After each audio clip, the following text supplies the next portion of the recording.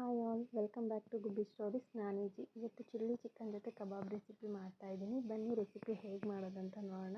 ಅಂಗಡಿ kebab powder ಬಳಸಿದೆ, ಮನೆಯಲ್ಲೇ ಮಸಾಲೆ ರುಬ್ಕೊಂಡು ಹೇಗೆ ಕಬಾಬ್ ಮಾಡೋದಂತ ನೋಡೋಣ. ಒಂದು 5ರಿಂದ 6 ಹಸಿಮೆಣಸಿನ್ಕಾಯಿ ತೊಗೊಳ್ಳಿ, ಸ್ವಲ್ಪ ಪುದೀನ ಸೊಪ್ಪು, ಸ್ವಲ್ಪ ಕೊತ್ತಂಬರಿ ಸೊಪ್ಪು, 1 ಇಂಚು ಚಕ್ಕೆ ತೊಗೊಳ್ಳಿ, ಅದು ನೀಟಾಗಿ ಪೇಸ್ಟ್ ಮಾಡ್ಕೊಳ್ಳಿ. ಇನ್ನೊಂದು ಸೈಡಲ್ಲಿ ಒಂದು ಪಾತ್ರೆ ಇಟ್ಕೊಂಡು ಅದಕ್ಕೆ 1.5 ಸ್ಪೂನಷ್ಟು ಕಾರ್ನ್ಫ್ಲವರ್ ಹಾಕ್ಕೊಳ್ಳಿ, ಒಂದು ಅರ್ಧ ಸ್ಪೂನಷ್ಟು ವೈಟ್ ಎಲ್ ಹಾಕ್ಕೊಳ್ಳಿ, ಒಂದು 1/4 ಸ್ಪೂನಷ್ಟು ಲಿಂಬೆ ರಸ ಹಾಕ್ಕೊಳ್ಳಿ. ವೈಟ್ ಎಲ್ ಹಾಕಿದ್ರೆ ತುಂಬ ಚೆನ್ನಾಗಿರುತ್ತೆ ಅಂತ.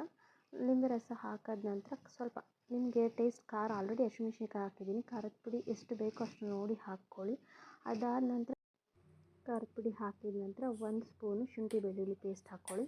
ಆಗಲೇ ನಾವು ಮಸಾಲೆ ರೆಡಿ ಮಾಡ್ಕೊಂಡಿದ್ವಲ್ಲ, ಅದನ್ನು ತುಂಬ ನುಣ್ಣಗೂ ರುಬ್ಕೋಬೇಡಿ, ತುಂಬ ನಯಸ್ಸಾಗಿ ರುಬ್ಕೋಬೇಡಿ, ತರಿಯಾಗಿದ್ರೂ ಚೆನ್ನಾಗಿರುತ್ತೆ. ನೋಡ್ಬಿಟ್ಟು ನಿಮ್ಗೆ ಯಾವ ರೀತಿ ಬೇಕೋ ಆ ರೀತಿ. ಒಂದು ಮೊಟ್ಟೆ ಹಾಕ್ತಾಯಿದ್ದೀನಿ, ಇದಕ್ಕೆ ನಾನು ಇಬ್ಬರಿಗೋಸ್ಕರ ಮಾಡ್ತಾ ಇರೋದು, ಜಾಸ್ತಿ ಎಲ್ಲ ಮಸಾಲೆ ರೆಡಿ ಮಾಡ್ಕೊಂಡಿರೋ, ಸ್ವಲ್ಪನೇ ರೆಡಿ ಮಾಡ್ಕೊಂಡಿದ್ದೀನಿ.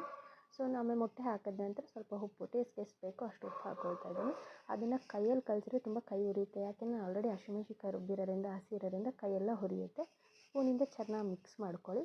ಒಂದು 400 ಗ್ರಾಮ್ ಅಷ್ಟು ಚಿಕನ್ನ ಸ್ವಲ್ಪ ಅರಿಶಿನ ಪುಡಿ, ಉಪ್ಪನ್ನು ಹಾಕಿ ತೊಳೆದು ಇಟ್ಕೊಂಡಿದ್ದೀನಿ, ನೀರನ್ನೆಲ್ಲ ಸೋರಿಸ್ಬಿಟ್ಟು. ಸೊ ಇವಾಗ ಅದನ್ನು ಹಾಕಿ ಚೆನ್ನಾಗಿ ಕೈಯಿಂದನೇ ಕಲಿಸ್ತೀನಿ, ಯಾಕೆಂತಂದರೆ ಕೈಯಿಂದ ಕಲಿಸ್ತಿಲ್ಲ ಅಂದರೆ ಸ್ಪೂನಲ್ಲಾದರೆ ಒಂದೇ ಕಡೆ ಉಳ್ಕೊಂಡ್ಬಿಡುತ್ತೆ ಮಸಾಲೆ, ಹಾಗಾಗಿ ಮಸಾಲೆ ಚೆನ್ನಾಗಿದೆಯಲ್ಲ ಅಂದ್ಬಿಟ್ಟು ಕೈಯಿಂದನೇ ಕಲಿಸ್ತಾ ಇದ್ದೀನಿ.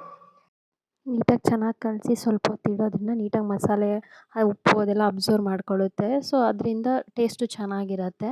ಸೊ ಅದೆಲ್ಲ ನೀಟಾಗಿ ನೆನೆಯೋ ಅಷ್ಟರೊಳಗಡೆ ಒಂದು ಅರ್ಧ ಗಂಟೆ ಆದರೂ ಬೇಕಾಗುತ್ತೆ. ಚಿಲ್ಲಿ ಚಿಕನ್ ಮಾಡೋದಕ್ಕೆ ಒಂದು 8 ಹಸಿಮೆಣಸಿನ್ಕಾಯಿ, 1 ಹಿಡಿಯಷ್ಟು ಪುದೀನ, ಆಮೇಲೆ 1 ಹಿಡಿಯಷ್ಟು ಕೊತ್ತಂಬರಿ, ಒಂದು 4ರಿಂದ 5 ಇದನ್ನು ಹಾಕ್ಕೊಳ್ಳಿ, ಗೋಡಂಬಿ ಹಾಕ್ಕೊಳ್ಳಿ. ಸೊ ಪೇಸ್ಟ್ ಸ್ವಲ್ಪ ತಿಕ್ಕಾಗಿ ಬರುತ್ತೆ ಅಂತ 1 ಸ್ಪೂನಷ್ಟು ಶುಂಠಿ ಬೆಳ್ಳುಳ್ಳಿ ಪೇಸ್ಟ್ನ ಹಾಕ್ಕೊಳ್ಳಿ. ಅಷ್ಟೇ, ಇದಕ್ಕೆ ಬೇರೆ ಏನೂ ಐಟಮ್ಸ್ ಯೂಸ್ ಮಾಡಿದ್ರೆ ಈ 4 ಐಟಮ್ಸಿಂದಲೇ ಚೆನ್ನಾಗಿ ಟೇಸ್ಟ್ ಆಗುತ್ತೆ. ಸೊ ಇದನ್ನು ಚೆನ್ನಾಗಿ ಪೇಸ್ಟ್ ಮಾಡ್ಕೊಳ್ಳಿ. ಚಿಲ್ಲಿ ಚಿಕನ್ಗೆ ಒಗ್ಗರಣೆ ಹಾಕ್ಕೊಳ್ಳೋಣ. ಬಾಣಲೆ ಇಟ್ಟು ಗ್ಯಾಸ್ ಸ್ಟವ್ ಆನ್ ಮಾಡಿ ಒಂದು 2 ಸ್ಪೂನಷ್ಟು ಆಯಿಲ್ನ ಹಾಕ್ಕೊಳ್ಳಿ. ನಿಮ್ಗೆ ಎಷ್ಟು ಬೇಕು, ಜಾಸ್ತಿ ಬೇಕಂದರೆ ಹಾಕ್ಕೊಳ್ಳಿ, ನಾವು ಜಾಸ್ತಿ ಯೂಸ್ ಮಾಡೋಣ. ಸೊ ಚಿಕ್ಕದಾಗಿರೋ 2 ಈರುಳ್ಳಿನ ಕಟ್ ಮಾಡಿ ಇಟ್ಕೊಂಡಿದ್ದೀನಿ. ಆ ಈರುಳ್ಳಿನ ಎಣ್ಣೆ ಕಾಯ್ತಿದ್ದಂಗೆ ಹಾಕಿ ಚೆನ್ನಾಗಿ ಫ್ರೈ ಮಾಡ್ಕೊಳ್ತೀನಿ. ಅದಾದ ನಂತರ ಒಂದು ಸ್ವಲ್ಪ ಕರಿಬೇವಿನ ಸೊಪ್ಪನ್ನ ಹಾಕಿ ಚೆನ್ನಾಗಿ ಫ್ರೈ ಮಾಡ್ಕೊಳ್ಳಿ. ಎರಡನ್ನೂ ಸ್ವಲ್ಪ ಫ್ಲೇವರ್ ಬರೋವರೆಗೂ ನೀಟಾಗಿ ಫ್ರೈ ಮಾಡ್ಕೊಳ್ಳಿ.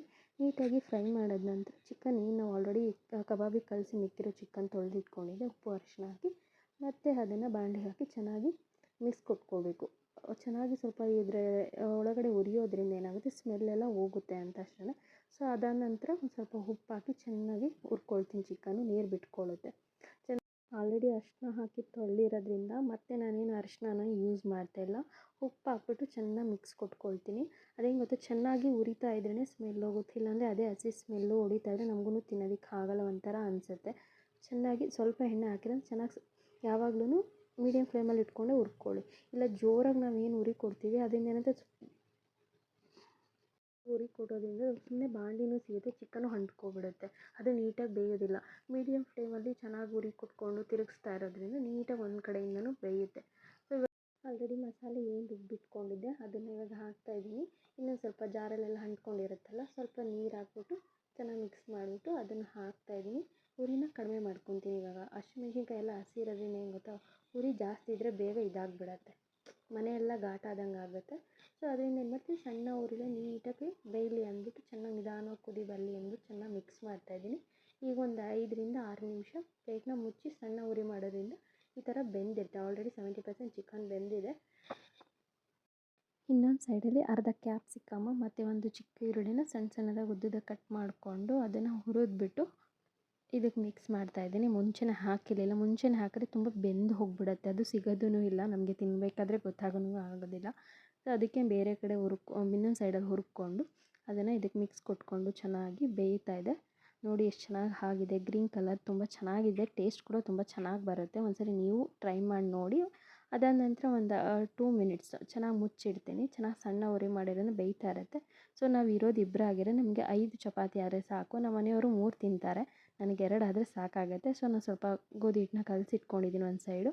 ಇನ್ನೊಂದು ಸೈಡು ಕಬಾಬ್ಗೆ ಆಲ್ರೆಡಿ ಕಲಸಿಟ್ಟಿದ್ನಲ್ಲ, ಸೊ ಅದನ್ನು ಹಾಕ್ಬಿಟ್ಟು ಮಸಾಲೆ ಎಲ್ಲ ಚೆನ್ನಾಗಿ ಹಿಡ್ಕೊಂಡಿದೆ. ಕಬಾಬ್ ಎಣ್ಣೆ ಕಾಯ್ದಿತ್ತಲ್ಲ, ಹಾಕ್ಬಿಡೋಣ ಅಂತ ಹಾಕ್ತಾಯಿದ್ದೀನಿ. ಚೆನ್ನಾಗಿ ಆಗಿತ್ತು, ಪರವಾಗಿಲ್ಲ, ಟೇಸ್ಟಾಗಿ ಆಗಿತ್ತು. ಆಲ್ರೆಡಿ 9 ಗಂಟೆ ಆಗಿಬಿಟ್ಟಿದೆ. ನಮ್ಮ ಹಸ್ಬೆಂಡ್ ಕೇಳ್ತಾ ಇದ್ದಾರೆ ಕಬಾಬ್ ಆಯಿತಾ ಏನು ಅಂತ. ಸೊ ಪರವಾಗಿಲ್ಲ, ತುಂಬ ಸಾಫ್ಟಾಗಿ ಚೆನ್ನಾಗಿ ಬೆಂದಿತ್ತು, ಯಾಕೆಂದರೆ ಮನೇಲೇ ಮಾಡಿರೋದ್ರಿಂದ ಮಸಾಲೆ ಎಲ್ಲ ಒಂದು ಆವ್ರೇಜಾಗಿ ಹಿಡಿದಿತ್ತು, ಸೊ ಅವರು ಬಂದು ಟೇಸ್ಟ್ ಮಾಡ್ತಿದ್ದಾರೆ, ಹೇಗಿದೆ ಅಂತ ಹೇಳ್ತಾರೆ, ನೋಡೋಣ ಇರಿ.